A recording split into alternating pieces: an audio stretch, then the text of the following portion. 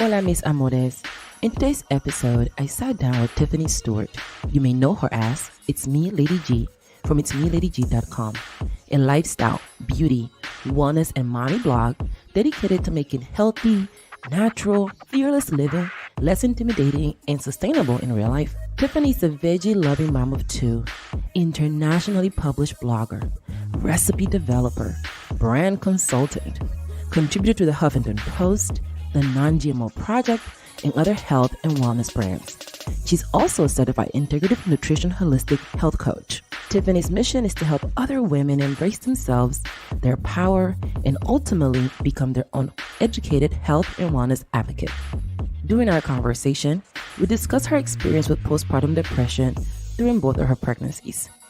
She shared what it was like to put herself first while raising her children without rushing their growth process. We then got into how the pressure to breastfeed can at times contribute to the postpartum depression and what were the signs she identified before and after her pregnancy. Let's get started. Hi, Tiffany. Hey, how's it going? It's going well. How are you doing today? How's your spirit? Pretty good. I was trying to make sure that everything was right so I can be less stressed overall. So I'm pretty good right now. Mm-hmm. That's awesome. And how many babies are we talking about now? Ooh, well, I have a 9-year-old and I have she's about to be 1 on the 30th of April. So Ooh. Yeah, that's a big gap, right? A 9-year-old and she's about to, and a 1-year-old. You know, it's not too bad. I mean, my mom, we have almost 10-year gaps between me and all my siblings. Oh, really? Yeah. Wow. It's interesting. The only thing I would say from the child perspective is that it made it hard for us to have things in common when we were growing up because there was such a huge gap between us. Right. So we just didn't really have much to talk about. Right. No, actually my brother, I'm 37, right? And my brother is 9 years younger than I am, right? And I totally understand. It was just weird. And then we're 2 different genders, which is the same as with my kids. And so then it was what do we talk about? What do I do? Right. So that's what I think about with my kids, trying to make all of that very easy for them. And plus, my son is a lot more into babies than I was at 9, so, which is good. He's great. So, yeah. Okay, cool. So I'm really excited to talk to you today because, I've been following you for a while. We've been following each other for a while, and we've been worked together in a few projects here and there. And I thought that this season, I really wanted to bring in women that could speak to some of the things that social media tends to put this idea on of how it's supposed to look and, motherhood and postpartum depression and all these other things. So I felt like this is a conversation that I don't have any children, but I think a lot of my listeners will benefit from because some of them are thinking about having children. Some of them already have children and might have experienced some of the things that you've experienced. So why is it that we don't talk about postpartum depression enough? I don't know. I have my own theories on things. I don't really, if you follow me at all, which you should know that, I am very research heavy with the things that I try to share. You know what I mean? Because I don't like just flying off the seat of my pants with things because there are a lot of claims and things that are out there which people just kind of blindly follow just out of goodwill, but I try to observe certain things and then try to do research with things. But this whole thing with postpartum depression is something that has been racking my brain. Why has it not been spoken about so much before? In my mother's generation and things, it wasn't spoken about. And then now it's like a thing. There's new medicine coming out and there's everything about it. I think that personally, I feel that now we kind of have, and this may be taken away, but we have kind of the luxury to kind of claim it. You know what I mean? To claim it as a thing. You know what I mean? To claim it as a thing. And for us to really take a moment and just be like, wait a minute, something is not right. You know what I mean? Like something's not feeling right. Like I think that we really, like my mom's generation and things, and before that, it was just kind of like, hey, just buck up and get it done. You know what I mean? Buck up and power through things. And whether that was correct or not, that's not for me to say. But this had to have always been around, you know what I mean, to some degree. But I feel it's that. And I also feel that us as a society, especially women are kind of communal creatures. You know what I mean? Like we like being around other women. We kind of light up in a way that I don't know if it happens as much for men. You know what I mean? Like when we are together, that's why we'll have girls' night and girls' trips, and we feel so refreshed after we are together. Right. But since it seems like in generations we've become mothers who are kind of just mothering by ourselves. You know what I mean? Like we're home, like literally. And I'm a prime example. You know what I mean? Like I moved to New Jersey now, and I'm kind of away from all of my family, and it's just me, the kids, and my other half. You know what I mean? Like we're raising the kids, but my family, my mother, my grandmother, everybody is back in Brooklyn, and so it really, the dynamics of mothering change. You know what I mean? Like when my mother was raising me, my grandmother was around, my aunts were around, it was more of a communal thing, like a village, you know what I mean? As opposed to now we're putting these expectations on women a lot of times, society kind of like to just, no, you're the mom, get it done, and you have to figure it all out, and this whole superwoman complex, but we need care too, you know what I mean? And so I think that those are contributing factors. When I sat down and thought about why postpartum depression is becoming such a, so much more prominent in society. So you are a product of a village, right? You talk about your mother raising you and your family being there to support her and by extension support you. Why make the decision to move from Brooklyn? Well, I mean, we made the decision. It's not just me. We made the decision because it is a better life for our kids in the long run. Like we only moved to New Jersey in the last year or so. And up until that time, so my son was about 7-ish when we moved here. And his quality of life compared to his quality of life that he had here in this last year and a half or so is completely different, completely better. You know what I mean? Like it is like all the baseball games and the after school things that are just available, as opposed to like that this is my specific situation. But in Brooklyn, there's no yards, and you have to, you know what I mean? Like it's not very conducive to a childhood that we wanted for our kids. And so that's why we decided to move.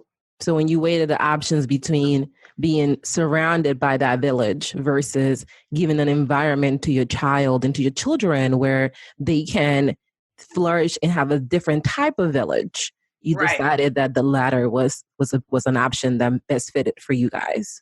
Right. And plus it was money. Like when we were trying right. it was money. I mean, let's be real here. You know what I mean? Like when in, I still have dealings with whatever in Brooklyn, and, a house of what we were able to purchase in New Jersey, it's like half the price. It's way cheaper in New Jersey than it is in New York. But we chose New Jersey specifically because it's only about an hour and a half away from where our family is. And so, in emergencies, my family has ran out here when it had to, it's not too far. It's far, but not too far. And so, but money was the big factor because Brooklyn is ridiculously expensive. Right. One of the most expensive places to live right now. It's ridiculous.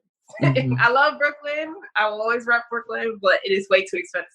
Yeah, I agree. So when did you know you were struggling from postpartum depression? Well, I actually struggled with both pregnancies, like both things. Like with my son, I was 28 years old, and, there was a lot of life things going on at the time. And it was worse, I must say, for that time than it was this time. And I didn't know how bad it was until about a year after I was removed from it. You know what I mean? Like, Yeah. so I guess it would be then when I realized it was like he was already maybe like when he was about 2 years old. That's when I started realizing like, hey, you know, this fog is kind of lifting. You know what I mean? Like that Right. this whole things are easier than they were, and I wasn't flying off the handle as much as I was before. And that's when I started to like, oh man, I was really in this deep. You know what I mean? And I did see a therapist while he was younger, like within the first year of his birth, after his birth, and she just wasn't the best. You know what I mean? It wasn't the best. She wasn't the best option, you know, especially thinking in hindsight. But I saw things that, okay, you know what it is? I think that it was hard for me to pick up and know that I was dealing with it the first time around before that 2-year period, because I think that it's painted a certain way in the media. You know what I mean? Like it's painted as being like all the time, like, okay, if you find yourself harming, you know, wanting to harm yourself or harm the baby, and it's this extreme. And that is what that looks like. Okay, then you have postpartum depression. You know what I mean? Whereas opposed to I wasn't feeling all those, checking all those things off the list, but I still felt like anxious, like I couldn't sleep. But I felt like, you know, like, oh my goodness, something was going to happen all the time to the baby. Not me, but what if something happened to the baby all the time? And I was just overly worried, and things were looping in my head. And I realized that that's what it looked like for me. You know what I mean? That's what it looked like for me. And so once that 2-year period hit with him, that's when I realized, okay, this was a thing for me. And even when I went and I spoke to a therapist too, and she was like, okay, yes, that's what that's what it was you were dealing with. And so that's how I knew that I needed to think about that when it came to my second pregnancy. And I knew that it was going to maybe, you know, it might not show up, but it might, you know what I mean? And so that's why with my daughter, it was not as bad, but it was still there. But I was able to recognize a lot of the symptoms before it started to get too bad. And I was able to speak up more about it before it actually got like way too deep.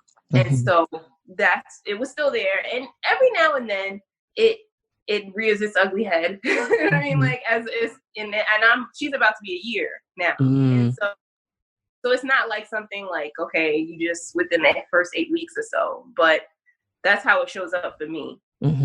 So first of all, thank you so much for sharing that, because I think a lot of us, and not only with postpartum depression, which I've never dealt with because I've never been pregnant, but just depression in general, which I have struggled with, we are often looking for markers that society says that it's supposed to look like.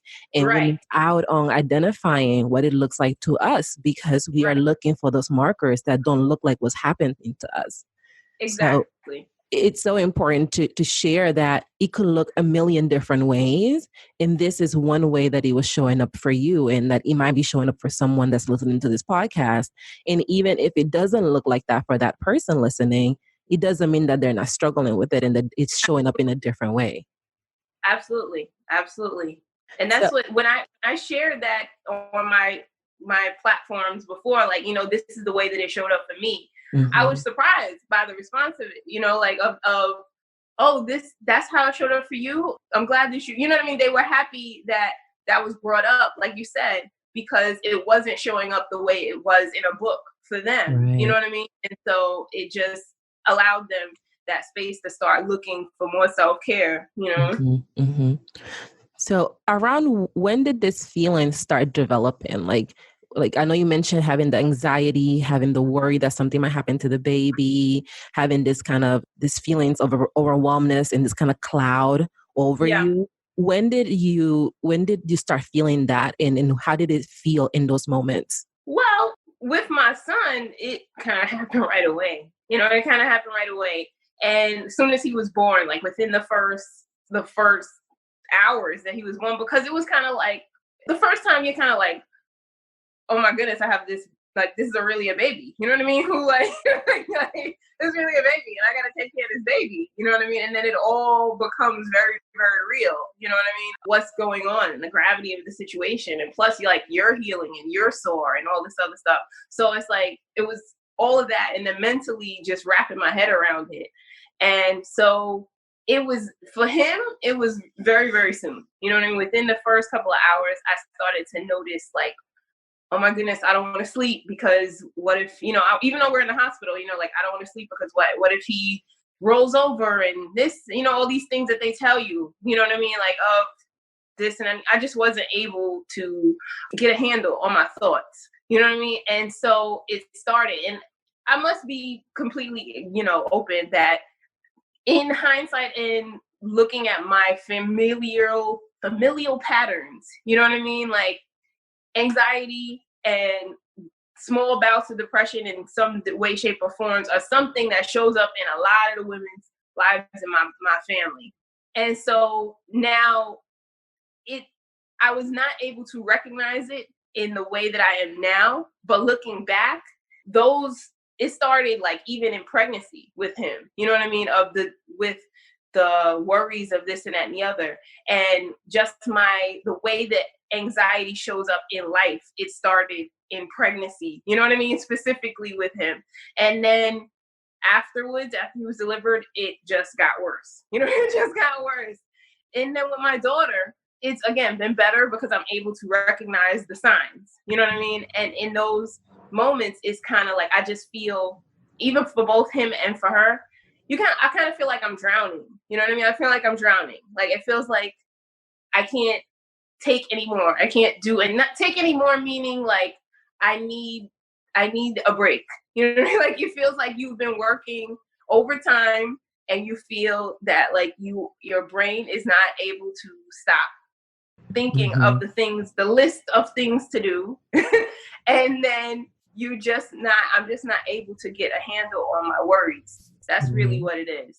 Wow. And it becomes very difficult to get a handle on. And I know there's a couple of things that I try to do once I start to feel that spiral start to happen. You know what I mean? Mm-hmm. And I mean, I don't know if you want it. That might be a question later on. But yeah, I do want to get into those, but I kind of want you to talk a little bit more about the difference in the pregnancies, right? So the first pregnancy you have, these feelings kind of start coming right away, even before the baby arrives. And then in your second pregnancy, when did those feelings begin to manifest themselves? Oh, it was mostly in the second pregnancy, it was after she was born and once we were home, you know what I mean? And then once we were home and I realized that everything is kind of different now, like, because I'm a mom of two and just I need help. And then realizing that I needed to, like, I would just feel, I'm trying to think, like, it was mostly a lot of times at night, because that's when I would be at the marathon of the day. And between breastfeeding and not eating and making sure the baby is okay, that drowning feeling sometimes would start mostly at night with her. And that was mostly because I didn't take care of myself before that time that spiral started. And I would have to wake my other half up and tell him I'm starting to feel overwhelmed. And he knows that, now he's a lot more well-versed on the way that postpartum shows up. And he will be like, okay, you need to take a break. You need to go eat. You need to do whatever it is. And with her, it just wasn't as bad because I was just able to recognize the signs. But that drowning feeling, even yesterday at some point, you know what I mean? Like, it was just like, there was way too much on my plate and I need to get out. I need to get out. I need to get out to take a walk. It's just literally like you're drowning. That's how it feels like for me.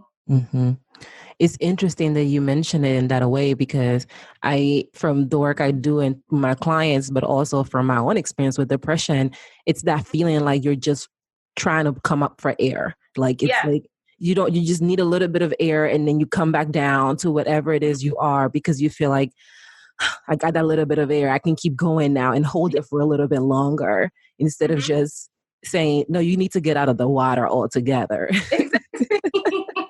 Exactly. Exactly. Because especially like there's so much going on in that the first year of a baby being born. There's so much like this, and there's your hormones, you're still healing, you're bleeding, you're if you're breastfeeding, or even if you're not, your milk comes in and your boobs hurt. Like it's like a lot of things going on. And we don't really, even though you read about it in a book, you don't, like you see it on Instagram, the way that it's curated, whatever way on Instagram, and you don't realize how it's going to feel to you, or how it's going to show how all these things are going to play out in your life. And it's a lot, it's a lot. And it's not saying that motherhood is not great, because it is, but it's still a lot of things and going on, a lot of working pieces. And without the basics of sleep, like I know that if I don't get enough sleep, that it makes things way worse. And with a baby, especially in the first couple of, my daughter's still not sleeping through the night, but like even in the first year or so, sleep is not your friend. It's not going to be showing up all the time. And so you have to kind of find ways to get those pieces of time for yourself.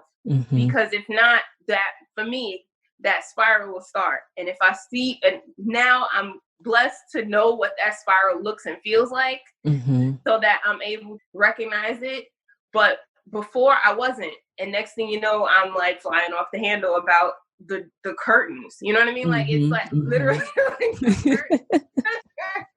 the curtains, like we literally had an argument about curtains, and now I'm kind of like, what the hell was I talking about? You know what I mean? And so, but I know that it was that. You know what I mean? That was the postpartum talking.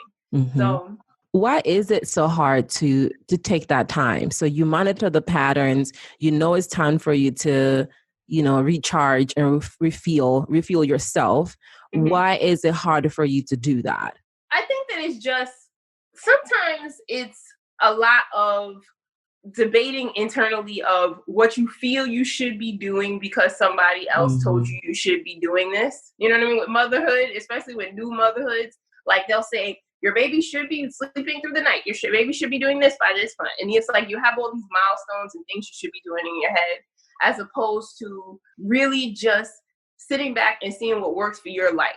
You know what I mean? And so that in between, like, I think a lot of times I used to get caught in that struggle of, if I don't, it's 6:00 now, I know I need to take time for myself, but the book says that the baby should be taking his third nap. So let me go try and take, you know what I mean? Like try and do that, as opposed to me saying, screw that. I have 20 minutes or whatever it is where my mother's here and the baby's taken care of, and I should go upstairs and take a nap. You know what I mean? Like, as opposed to, so it's a lot of things that we, especially I've noticed as women, we just need to start to prioritize ourselves, even in that space, those little, grabbing those 5 minutes a time or whatever it is, because because I know now that if I don't do well for me, I can't do well for anybody else in this house. And so the first time around, I didn't know that. Every minute it was kind of like, oh, the baby's sleeping, I have this minute, let me go do laundry. And then, but by doing laundry, I was missing out my time where I could be doing, meditating or getting something to eat or this, which without that, I started the spiral again. You know what I mean? Like, so yeah, I think that's the big difference.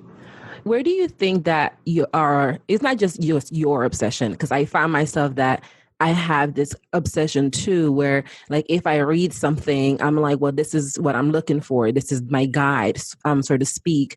And you talk about motherhood, and my sister just had a baby. She had a baby girl, and she's like, I read on the book that this is supposed to happen. And I've heard her mention the books, Right. how much of where do you think our obsession with the book stems from? Like our obsession to think that the book is the rule of law comes from? I know it's it drives me crazy. Like, again, I am research. I love the research. I love the books myself. I do, Mm-hmm. because it gives us some like structure. You know what I mean? It Mm-hmm. gives us like some. This is what it's supposed to look like, and we want to know what things are supposed to look like. You know what I Mm-hmm. mean? Like, especially if we've never done it before.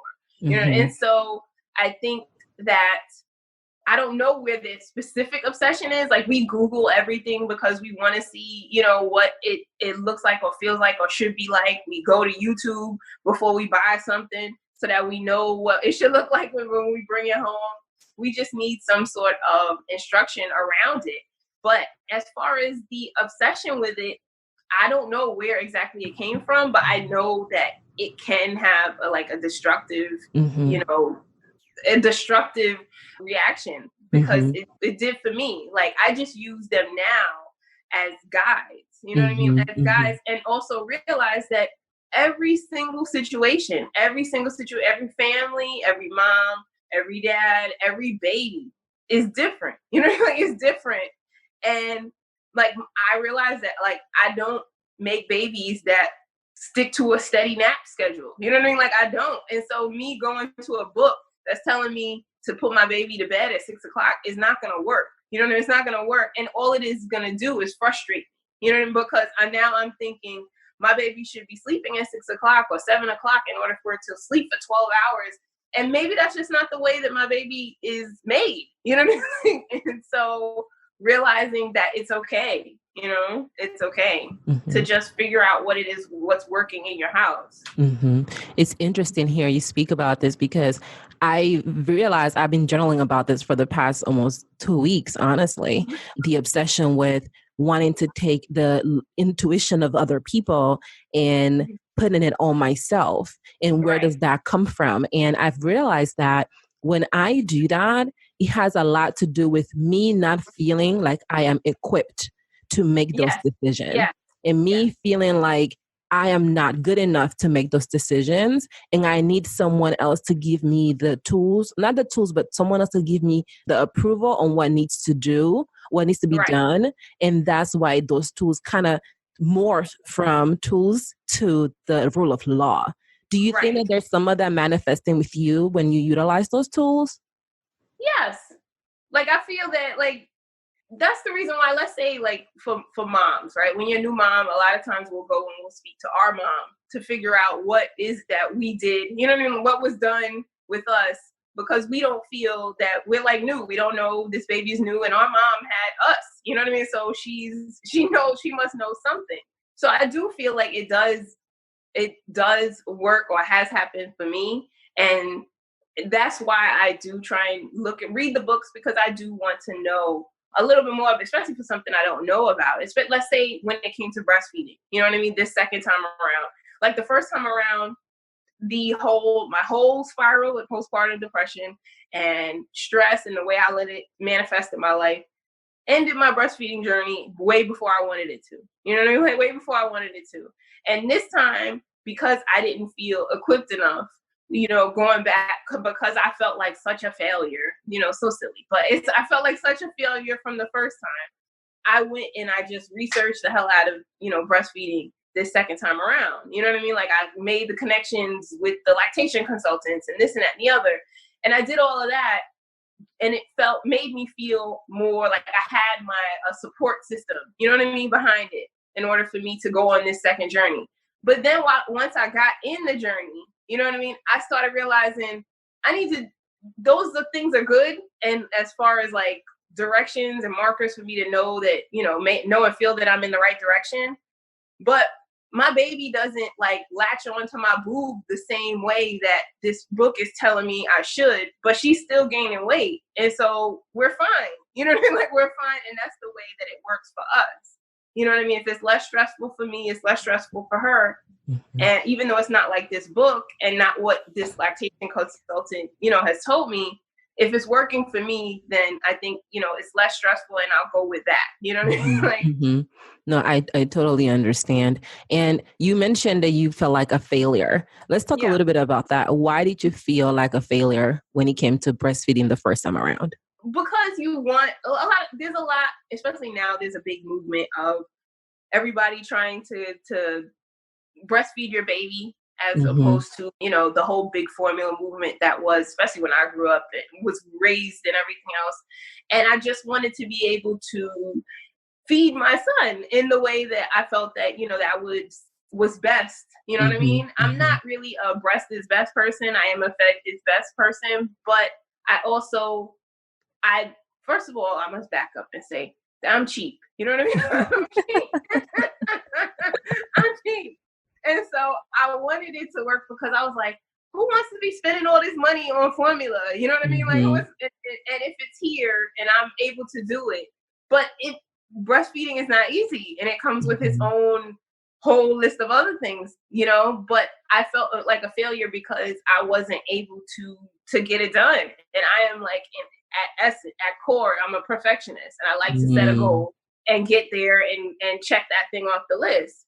But it didn't work out in the way that I had hoped. And in hindsight, with the whole, when I back up, because a lot of times I like to use the term of backing up completely from the situation, back up like 20 paces from the situation, it's what he ended up having to take formula. And it worked for us at that time, especially with all the life things that was going on at the same. It was a lot of, instability and stuff. And that worked then. And so that's what worked out, and that's what was best. And I guess that was what was written to do at the time. And so, but I still a little bit felt like a failure because I'm one that like to set goals and hit them. Was that your own goal that you set, or did you read in a book, you're supposed to breastfeed X amount of time? And is that where that goal came from? Yeah, I mean, a little bit of that. You know what I mean? A little bit of that, especially maybe the first time around, it was like, yeah, you're not. It is saying, yeah, you're supposed to breastfeed for a whole year. But also, for anybody who's having a baby now, this whole culture now of breastfeeding is different than it was even 9 years ago. You know what I mean? Like, it was 9 years ago. 9 years ago, let's say even 9 years ago, when I was left for the hospital, they sent you home with a bunch of formula just in case it didn't work out as far as you breastfeeding. As opposed to now, where it's you're there and they won't even mention the word formula unless you want. Yeah, now the difference between even having my son 9 years ago and my daughter last year, completely different experience. And so the culture now, I think there is a lot more pressure now. You know what I mean? To breastfeed. To breastfeed as opposed to it was even with my son, I must say. So it's different. How much of that do you think contributes to the postpartum depression? A lot. In both situations. Like, you know what I mean? In both situations, like it's still a pressure regardless. You know what I mean? It's a pressure of, okay, if you're going to choose to go with formula, oh my goodness, you're a bad mom. You know what I mean? Like, you're like, and that's such BS. You know what I mean? Like, because at the end of the day, your health is what's first. You know what I mean? Like, if I'd have committed to breastfeeding then, in the long run, based on everything, again, but backing up 20 paces and giving factor for all the life things, it probably worked out the way that it did because that was what was best. But this time around, I'm older and I don't really listen to a lot of people anyway. But in general, like, if you're a new mom now and you hear all this breastfeeding, you have to just realize, do what's best for your life situation. You know what I mean? Like, because there is a lot of pressure, and I know that has a factor having to do with postpartum depression if it's not working out for them. You know what I mean? Plus, that stress in and of itself will tank the whole breastfeeding experience. We will be right back after this brief message. Hola, mis amores. Thank you so much for listening to today's episode of the Get Unstuck podcast. I love having these conversations because they help shed light on the issues many millennial women feeling stuck are struggling with on a daily basis as they look for ways to overcome their paralysis. Can you do me a favor? If you find this episode helpful, please leave me a review and tell me what connected with you about this conversation. It will help me bring you guests that you're going to love, and you may catch your thoughts during our fan love segment. Now back to the episode. I was wondering that. I'm like, if you're so stressed about breastfeeding, and giving the milk, don't you run a risk of actually not having the milk in the first way because you're so stressed thinking about breastfeeding? Absolutely. Absolutely. That's what happened. There was a lot of stress again the first time. And plus, I wasn't able to recognize the postpartum and all that stuff. And I know that had a major factor in it not working out the first time. But this time, I was very more cognizant of the situation. And even though we moved out here and everything like that, I set things in, like, even for people, I'd be like, look, if you're gonna come to my house, and if you are stressed, don't even come in my house. You know what I mean? Like, don't even come in my house, because I don't need that energy coming in my house. You know what I mean? Like, I need it to be as stress free. And I set boundaries up this time around because I was dedicated to making breastfeeding work.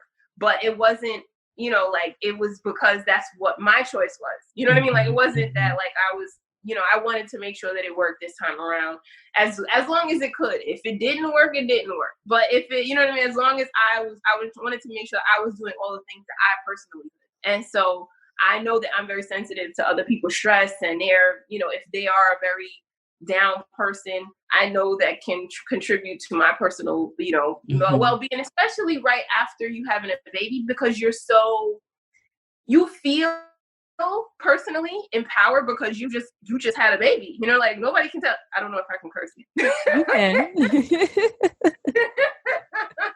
Can't nobody tell me shit after somebody, like, right after I had the baby, you're like, I just pushed this baby out. You know what I mean? Like, so I feel like that. But at the same time, you are, like, the most vulnerable you've ever been. You know what I mean? Like, this whole room of strangers done seen you, like, this baby, like, there's all these things going on, and you're just very, very vulnerable, both physically, mentally, emotionally. And so being very aware of the types of people that you have around you is key. Wow.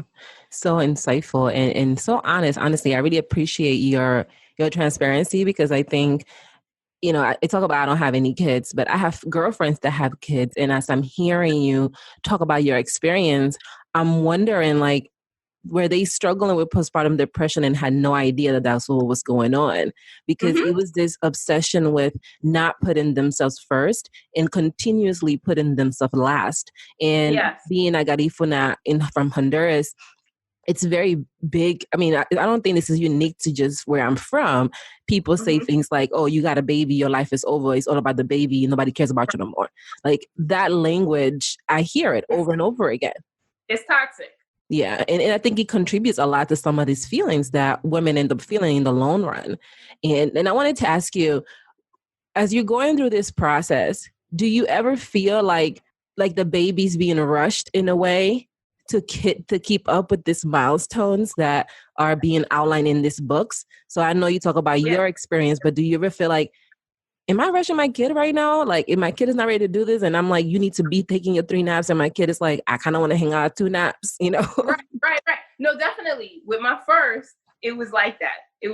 Like, it was a lot of, hey, the book says this, and this is supposed to happen, and this and the other, or the doctor says this. And again, I'm not saying don't go with what your doctor's saying, but, again, your lifestyle, like, if your lifestyle, to me, like, if you're working, if you go back to work, and you're from work to 9 to 5, and you go to pick up your baby from the daycare, and you pick the baby up, and y'all guys are not home until 6 o'clock, it's almost impossible for you to get your baby to sleep at 6:30. Like, when are you gonna have time with your baby? You know what I mean? Like, and so, so I started to have to realize what works for my my life.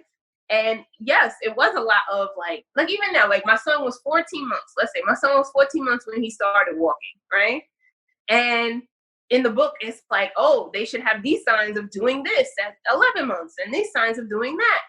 My daughter now is 11 months, right? And she's 11 months, and I feel that any moment she will walk, right? But if she doesn't and it's 14 months, I don't really care. Like, she's gonna walk at some point. Like, if there's no other, things that are going on medically, it's going to happen. But Mm-hmm. the first time around, I was not like that. You know what I mean? Like, it is a lot of like these books and, like why this milestone at this time. If you take the baby to the doctor and the doctor is can assure you, you know what I mean? Like, this is the range of time that this usually happens.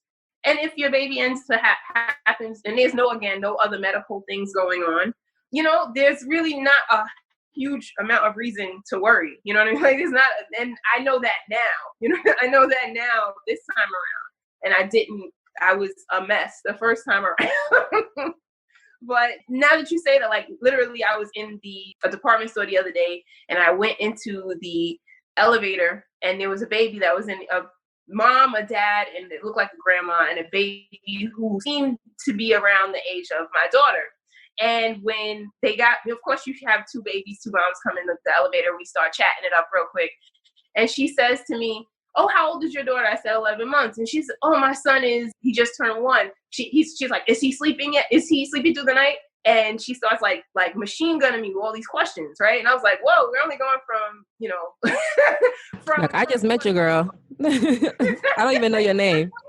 You know what I'm saying?"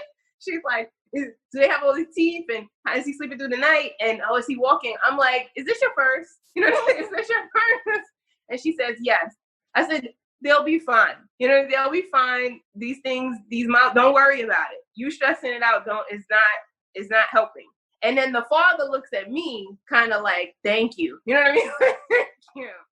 So yes, I think that us as moms, because we want to do the best. We want to do what's best for the babies and everything. And it's completely with goodwill, but it can be nerve-wracking for us, if we allow it to be. How difficult was it for you to be available to see your children for where they are and to explore their own process and putting aside these tools so that you can just experience them without these expectations? That's a very good question. It was difficult. You know what I mean? And I kind of am happy for that 8-year gap between the two kids because it allowed me to realize that was a thing. You know what I mean? Like, that was a thing there are times sometimes when I mentally kind of beat myself up a little bit because this time around, reflecting back on the first time around, because I'm like, wow, I wish that I was way more present, you know what I mean, with my son and not worrying about the little stupid milestones and things as opposed to, like how I am now, you know what I mean? And so it was difficult. And that, as I said, that time in between and the growth that I have personally, you know what I mean, between that age and this age has allowed me to be able to work on that. So it is something that I wish I'd like, when I see new moms, I like wish that I can like imbue them with that. Like, please just be present more. You know what I mean? Like, because it goes by so quick, you know what I mean? Like, so, but yes, it was difficult, but it's not impossible. And I think that a lot of people should be way more aware of it. Mm-hmm, mm-hmm. I can definitely see that because even when you get in relationships, it's that idea of like, you're not available to your partner because you want the partner that you think you're supposed to have so that you can have the relationship that you think you're supposed to have and so that it can look in this perfect picture that you have in your head that doesn't exist, right? No, exactly. Speaking about partners, how was it going through this with your husband or with your partner? Like, how was this process for you guys? Well, both pregnancies were not planned. Pregnancies were not planned. So they were both surprised. Well, I guess it's not a surprise if you guys are doing what you're doing. And I was about to say, it ain't a surprise if you're not doing what you need to be doing to not have the surprise. But they weren't planned, let's say that. And so the first time around, we were both at a different place mentally at 20, even though we were 28. 28 sounds like a older age, but you're still like, you can still have a lot of stuff that you need to work on, you know what I mean, personally. And so we both thought that parenthood and everything, relationship had to look this way, even with being new parents, you know what I mean? It had to look a certain way. And this time we're just way more realistic because we know that sleep is golden, you know what I mean? Like, sleep is golden, and that we may not get a lot of personal time like in that first year or so, you know what I mean? And so we have to adjust. And we still do things to show, that we love each other in time, but having those thoughts of, oh my God, it's this, and we haven't had this time, and blah, blah, blah, blah, and just kind of going with the flow of situations and not thinking that it's the end of the world a lot of times, like, oh my goodness, we didn't get a chance to do this, or sometimes I personally think that guys sometimes when they're younger, they have certain expectations of the way, like, oh, it's 6 weeks later of her having the baby, and why doesn't she have on a negligee when I come home? You know what I mean? Like, and the babies are sleeping. They should be sleeping so we can have time. I've literally heard guys say this, and I was like, what the hell is wrong with you? Really? So hold on. We gonna sit here for a second. So you've spoken to men that have said that 6 weeks out, they have an expectation that the person that just pushed a human out is going to be waiting for them in a lingerie for the action. Yeah. Like interesting. Or let's say, 2 months, 3 months, that it's that, like, oh, okay, this is it's been time, and like we should kind of start to get back to what we were pre-baby, and your life will never be the same. You know what I mean? Like, it is pre-baby. And so I think that I don't want to down them for that, because everybody is, yeah, and some women probably do that, like some women have a different experience. But you have to, like, give some grace, you know what I mean, for what is going on. You know what I mean? Like, this is a whole human that's coming in your relationship and in your house. And they become, for the most part, you're both working so that they're okay. You know what I mean? The baby is okay. Of course the guy needs his time, you need your time. But at the end of the day, once the baby arrives, you both are working because you want the baby to be okay.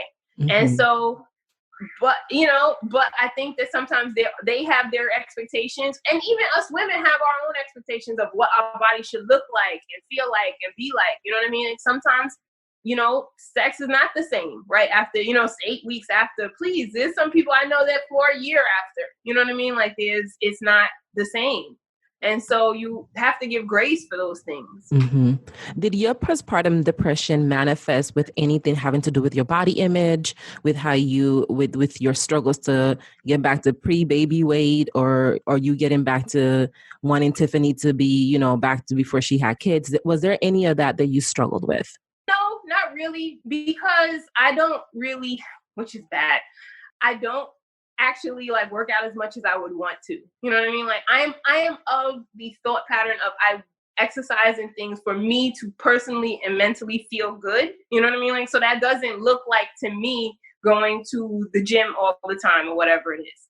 And so in both cases, even with after I had the baby, I kind of put in my head, like, okay, I'm not, my personal image, which is bad at the same time, my personal image kind of took a back seat of it, like, I know it took 9 months for me to grow this baby in my body. Like, it's not realistic for me to think that in 8 weeks I'm going to look, like any particular way. And I actually can do more harm than good, that for me to do things, for me to lose weight and this and that and the other, in order for me to look how I did pre-baby, and especially I think it's more of a factor, like with your first kid, you're kind of like, I want to get back to what I look like, but your body is just not the same. You know what I mean? Like, your body, your hips are not the same. Your boobs are not the same. They are just not the same. And so it wasn't really that was contributing to that. It was just more the actual life stuff. You know what I mean? That was contributing to that.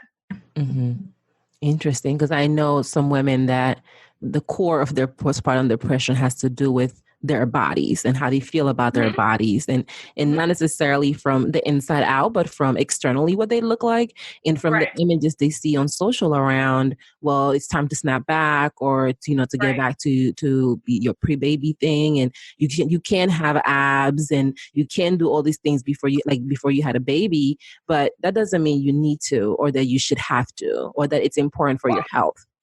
Right. Or even right away. You know what I mean? Like, you don't, it doesn't mean that, like, and plus I'm always in my head, like, don't worry, I could get abs if I want to. Really, I don't. This is my delusional thing. You know what I mean? Like, I'll be like, don't worry, like if I really, really set my mind to it, because maybe that's just like my perfection. Like, I could do it if I want to, but I don't, that's not like, I also like eating, you know what I mean? And so then like, I always like I'm more of the thing of making sure you eat healthy as opposed, more than anything else. And so I also am very hip to the game of social. So I know that it's not like they might be sucking in their belly when they see that, you know what I mean? They taking that picture of they snapback, you know what I mean? So it's not, you can do more harm than good rushing your body to try to heal faster than it's ready to, you know? How are you showing up for Tiffany today after going through those experiences? You mean like today, or just in general? Today or in general, whichever you want to answer. I have to make sure that I keep me in sight sometimes. Like I know what really now, you know, I'm aware of what makes me feel or relate more to my role of not just being a mother. You know what I mean? Of not just being a mother. And that to me is very important to me specifically. And it's not saying that I love my role as a mother, but it's also, I'm not one of those who is just one thing. You know what I mean? Like I am a mother, I work, I do this, you know what I mean? I try to figure it all out, but I know that like having my blog and being on social and going to events when I'm able to, you know, those things are key for my mental health. You know what I mean? My mental health. And so that's why this even having my blog and social, that manifested after having my son, you know, and so it became an outlet of me being able to just do things creatively, you know what I mean? Because I needed something, I needed something that was just mine, you know what I mean? Like a lot of people ask, like, if you go to my social, even though I'm a blogger who's a mom, you know what I mean? Like I'm not one of and nothing against those that do, but my blog does not, and my social does not revolve around pictures of just my kids. You know what I mean? Like, and that's because, and it's not because of all any other things. It's because this is my space. You know what I mean? Like it's mine. And so like, I want it to be about things that has to do with parenthood, of course, because that's who I am. But it's my little selfish piece of thing that I keep for me. You know what I mean? And that's how I show up for me. And there's nothing wrong with being selfish. I think the word selfish constantly get this bad rap, like the word failure, for example. Right. And the word failure is just another word for feedback. You do something you've never done before, then you do it for the first time, and then you learn how it was this time. And maybe the next time you do it, some things might be in alignment. Maybe they will not be, because you have no way of knowing. Every situation is different. And when it comes to selfish, it's the same way. Like if you don't look out for you, then who's going to do that? Like whose responsibility is it to make sure that you are fine if you don't think it's your responsibility, if you're not taking the steps to do that for you? So kudos to you for finding spaces and creating spaces that feed your soul and that feed your spirit outside of this other roles and hats that you put on a regular basis. Yeah. Awesome. So we're getting close to the end of the conversation, but before we do that, you shared so much about your journey through postpartum depression and all the things that you experienced, that the things that you've been able to do to exit that space. What advice would you give to old Tiffany, to the woman that's listening, that's like pregnant and having these worries, and she's like freaking out because, she doesn't have her village wrapping her right next door, and she has all these concerns? What would you tell her about this in preparation for what's coming? I would tell her that you're stronger than you even know. Basically, you're stronger than you even know. Believe me. The things that I've learned about myself within the last 9 years, and what I'm capable of, and what I'm, able to endure, it's amazing. It amazes me when I sit down and think about it, and when I talk about it to other people. You know what I mean? Like, especially when I talk about it to other moms, new moms, and I would not have even been able to wrap my head around it at that time. And I know that old Tiffany has to go through her own journey in order to become the Tiffany I am right now. So it's not like much that it's like yes, it sucks, and nobody you don't want to go through the things that are hard. But now I would say to Tiffany then that like the things that are happening, you're gonna come out the other side way stronger than you ever know. You know what I mean? Like, and that sometimes things are put in your life in order for you to learn lessons that you might not have been able to learn any other way. And so I think that that's what I would tell myself, even though I would give myself a hug. I would give myself a hug. Yes, yes, yes. I love it. And I love the idea of reminding ourselves that in order for you to become the woman you want to be, you have to create space for her. And that comes from going through those experiences and then finding ways to be grateful for those experiences and forgiving yourself for the times you didn't show up for yourself so that you can do it in the future. Why are you Absolutely. grateful that you went through postpartum depression? I'm grateful for it because I've learned a lot from the being at the bottom of the barrel sometimes. You know, I've learned a lot, and I'm able to, let's say, I'm able now to share that knowledge with my daughter. You know what I mean? Should it happen to her? You know what I mean? Like I'm able to actually recognize it as a thing if it does show up to her, and not just brush it off for her or tell her, you know, blah blah blah. I'm able to probably, and I'm a big believer in this, that sometimes there's a reason why I went through what I went through. You know what I mean? For me to show up in certain people's lives, in her life, you know, and people that, you know, I believe that I was meant to do something. You know what I mean? And so I feel like the way these things that happen to me, I'm grateful for them because I'm able to show up and be supportive in ways that maybe, you know, that other people weren't able to be supportive for whoever it is that I'll show up for. You know what I mean? Like as I come across them in life. Mm-hmm. You're showing up here because of that experience. So I'm Exactly. grateful for you too. Thank you. I'm grateful for you in this time. It's my pleasure. I ask the guests on the podcast always to share a resource or a tool that has been indispensable to their self-care, to their self-love, to becoming the woman that they want to be. What do you have for us today? Oh boy. It could be whatever you want. To be honest, this is going to be a two-sided thing. I think that there's a lot of beauty in social media. I think there's a lot of beauty in it. There's a lot of crap in it too. You know what I mean? Like there's a lot of beauty, but I think that there's a lot of beauty in it. I think that you're able to kind of find people and things that you're able to align with, and maybe to even I hate the word aspire, but like to say like there's a reason why I don't have a bunch of like gossipy stuff coming up my timeline. You know what I mean? And that's because I choose to follow and you know, interact with people who have beliefs that I believe in and or that I want to believe in. You know what I mean? Like me and you are follow, you know, we follow each other because we have the same energy. You know what I mean? And that, you know, on a bad day, the right post comes across your timeline, and that can change the dynamics of the day, the directions of the day, both negatively and positively. You know what I mean? And so you have to be really, really cognizant of that. And I am very, very conscious and deliberate with the you know, the things that I hit like on, you know what I mean, that I comment with, because I know how the algorithm works. And the more that you like and you comment on certain things, those things will show up more in your feed.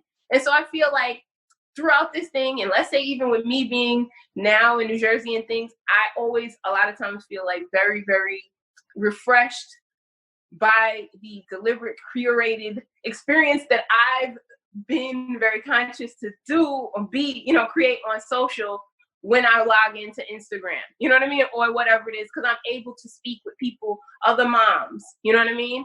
I'm able to, let's say even on Facebook, you can go and join different Facebook groups with moms that are within moms and other people, whatever it is that you believe in, you know what I mean? And those are the places and the resources where I will get refreshed. When I feel really, really frustrated with, let's say, even breastfeeding, I have a specific breastfeeding group that I go into, and you can just go in there and say, oh, I'm feeling really frustrated today. and you can get loved on virtually. You know what I mean? And so I think that a lot of people, you have to be very conscious of how you use social, because a lot of people get, you're not really aware of the way that social may be negatively affecting you, but you can create a very positive experience with it. And that's what I am really grateful for. I love it. I love it so much. Well, is there anything that you want to share with the listeners about your journey? Any words that you want to leave them with so that, if whoever is listening, whoever might be going through an experience like this, or whoever might be having a partner that they are supporting through this journey, any words that you want to share with them as we get ready to close out our conversation? Yeah, I think that it's very, very, very, very important for you to acknowledge and give yourself grace for this endeavor that you're going through of motherhood. You know what I mean? Like, even though people have been doing it for thousands of years, you're going to have your one unique experience. You know what I mean? And then on the other side of that, when the baby is here, you have to be able to, number one, speak up and realize that when you're worrying more than you maybe would have normally, speak up and have one friend to talk about it, at least one friend or your partner, and it's very important for your partner to realize that postpartum is a thing. You know what I mean? Like, it's a possibility. Also, I would also say to her that make sure that you're eating. I'm like that mom that's always like, when somebody's having a breakdown, I'm like, do you want a cookie? Or did you eat today?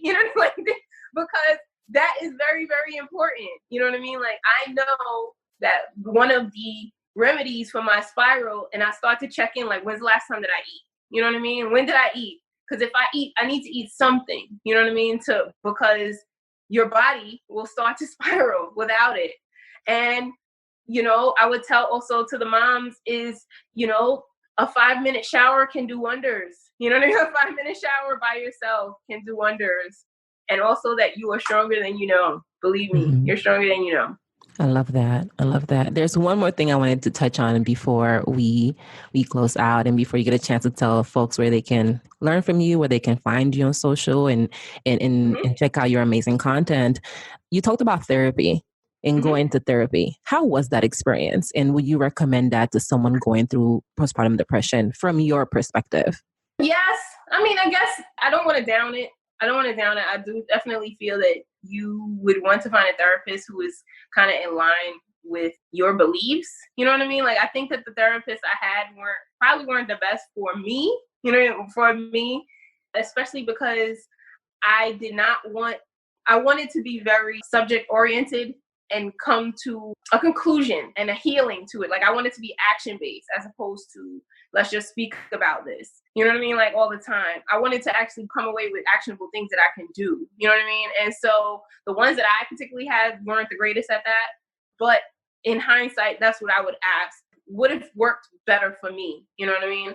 And so I think that it's definitely an option, and you never know how you're going to react to it. So I definitely would say to maybe keep that in the back of your head and to, look up someone that might. But I would not down it at all. Awesome, Tiffany. Tell us where we can find you and connect with you on the social streets. Okay, so you can find me on my Instagram. I'm always there at It's Me Lady G. That's my alias. And also I have the blog itsmeladyg.com. And but yes, my name is Tiffany. That's a whole other story you can find out on my About Me page as to why I have that thing. But you can always find me there. I'm sure Nori will put it in the show notes and you can check it out there. And I'm also on YouTube at It's Me Lady G. I'm pretty much across and everything there. Yes, I will include everything for you all on the show notes. So if you want to check out with Tiffany, and I encourage you to do that, whether you're someone that just needs support from a different mom or wants to hear her story or wants to connect and see how she's going through this process and making it work for her, I encourage you to check her out and to check out her amazing content. Thank you so much, Tiffany, for coming on here and chatting with me. I look forward to continue following your journey and seeing you become the woman that you want to be and free of all of this chatter and mental stuff that kind of sometimes controls us and keeps us from becoming who we want to be and living life on our own terms. So thank you. Thank you. Having children really definitely did help me shed light on like different dark parts of myself that I didn't really acknowledge or even know to acknowledge before I had them. And it still happens even every day. And that's because I'm an overthinker. And so different things will come up when I see them even interacting with each other, And so I allow that to happen, or I embrace it and I take it in, and then I try to dig deeper, like, what is this digging at, or like, why is this making me feel away? You know what I mean? And then trying to do the work to get deeper to figure out what is the stem of those thoughts. I love it. Yeah. Thank you for sharing that. Thank you so much for listening to today's episode of the Get Unstuck podcast. I know you have endless options you can listen to while driving, working out, riding the train, or cooking your favorite meal. I truly appreciate that you've decided to spend your time with me. I hope today's conversation left you feeling a little less stuck and empowered to take action towards becoming the woman that you want to be. If you found today's episode helpful, please show us some love by leaving us a 5-star or 6-star review on Apple Podcasts. You can also find us on Spotify, Stitcher, or Google Play. To get a show notes, head to IamHealthyFit.com and make sure you join the mailing list. You'll get access to a free training video to help you overcome your paralysis, get out of your head, and love yourself no matter what, starting today. If you want to keep the conversation going, you can find me on Instagram at Nori Pouncil. That's NORYPOUNCIL. Hasta luego.